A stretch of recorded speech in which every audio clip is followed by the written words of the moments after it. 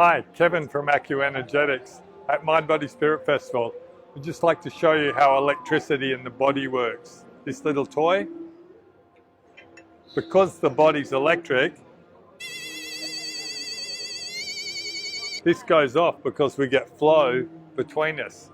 When we have problems in the body, it's because that flow is static.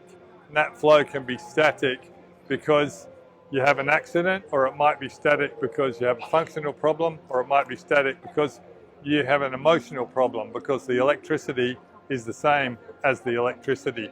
What we do is restore flow to restore function.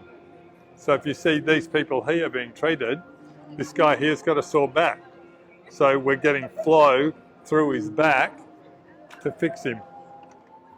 This person here's got a hip problem. So we're getting flow through the hips, because if you make it flow, you get rid of the problem. There's an old line in Chinese medicine about 2,000 years ago that says, movement, no pain. No movement, pain. This is referring to the electrical system. This is how we treat.